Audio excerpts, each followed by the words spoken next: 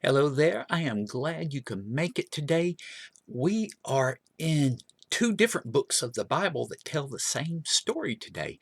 We are in 2 Kings chapter 22 and in 2 Chronicles chapter 34. Now, the stories go beyond those chapters, but we are going to talk about King Josiah. Now, imagine becoming a king and you're only 8 years old. Well, that's what happened in this case. What we had was there had been this king named Hezekiah, who was Josiah's great grandfather, and he had been a pretty good king. He had tried to follow God the best he could. He made his mistakes, but he did all right. But when he died, his son Manasseh became king, and Manasseh was an awful guy. He was king for 55 years, and he led Judah in the wrong direction. Although it appears that at the end of his life, something happened with him, and that's covered in a Bible story that we won't get into today.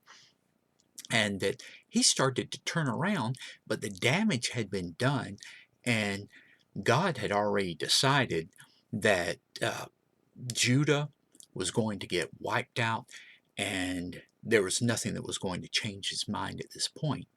However, what we see is that apparently Manasseh's last few years had an influence on Josiah, because even though Josiah's father was a totally rotten guy, he was only king for 2 years before he was killed and Josiah took over. Well, Josiah had some idea of who God was, but even though he's the king, he's only 8 years old and not allowed to make all of these decisions that a full grown king would be able to make. But what we see is that as time goes by, he becomes more and more curious about what to do for God and how he should act. For instance, when he's 16, he really starts a quest to find out about God. And that's amazing because we find out later that the book of the law, Deuteronomy, was not known to the common people or even to the royal family because of all of the trouble the bad kings before had caused. And so pretty much anything Josiah knew about God up until this point was what somebody had taught him.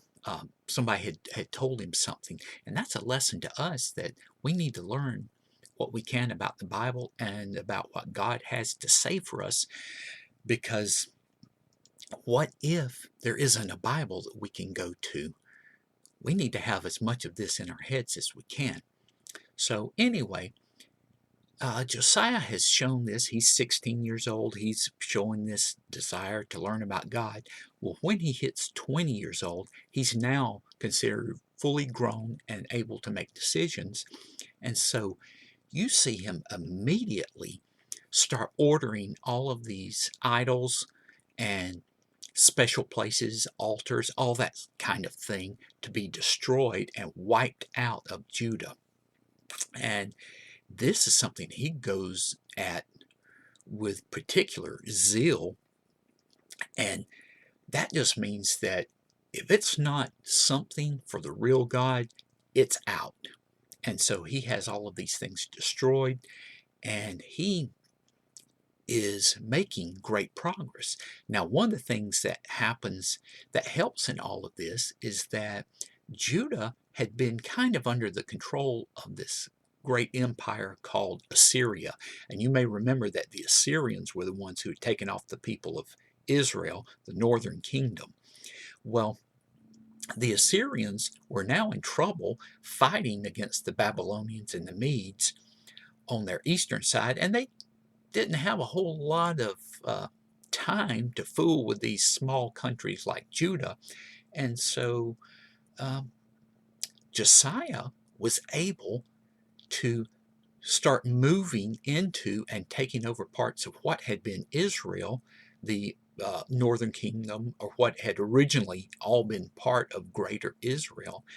And he has expanded into those areas, and he's even destroying idols and the the false altars and all of that in those areas where typically and really officially he was not the king, but he's able to do this and he shows that he is trying to restore the kingdom that God had established and that he wants it to turn back toward God. Well, what we find is that in a few years, someone who's working in the temple and cleaning up finds the book of the law. Now, we're not sure if it was actually lost or if it had been hidden during all of that time when Manasseh had been in charge, but they take it to Josiah and they read it to him, and he becomes extremely upset and tears his clothes, which is the way people would show they were upset in that time, because he realizes that the laws that God had made had not been followed, and that there were certain punishments God had promised would happen if the people didn't follow him. Well, they end up going and talking to this lady who is a prophet. Her name is Huldah, and as you may remember, a prophet is someone who works for God, and God will pass along messages for the prophet to turn around and tell whoever needs to hear it. Well, some of the other prophets had been killed by uh, Manasseh or during Manasseh's time, and so it's a brave thing that she still is around and is there to tell what God has to say. And God's message to Josiah is this, that all of the anger that has been built up over this time is going to be released in the punishment of Israel, meaning God is going to punish Israel and the Jewish people for their failure to follow him. However, it's not going to happen during the time of Josiah, so that he will be able to live out his life, and after he dies, then all of these things are going to happen. Well, Josiah goes from there and he continues his following God. And part of this apparently is what leads to his death.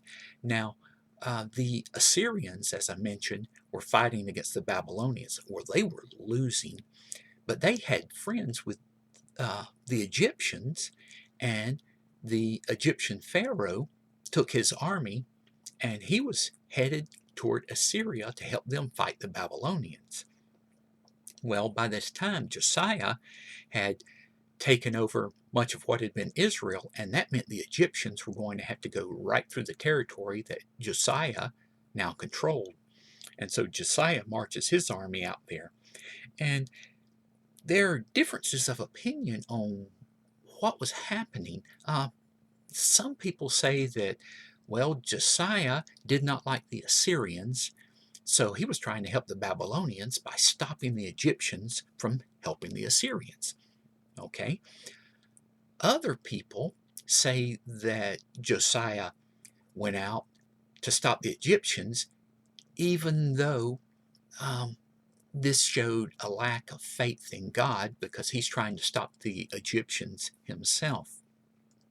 And part of that, people say, because the Egyptian Pharaoh who's leading the Egyptians says that, oh, your God told me to do this. Well, I kind of think both of these are wrong, because I can't see the real God talking to the Egyptians, because the pharaohs considered themselves gods and they prayed to many other gods. So it just doesn't make sense that Josiah would believe that this pharaoh had been talked to by the real God.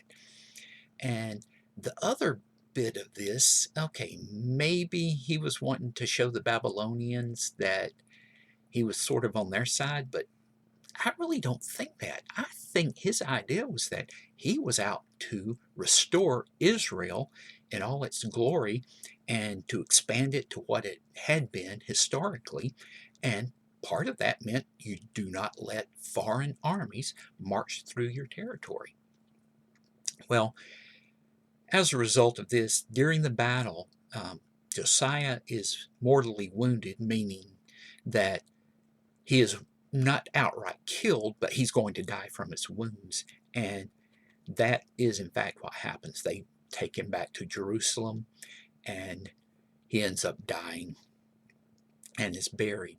So, uh, in all of this, we see that Josiah was the absolute definition of a king that God had wanted to rule his people.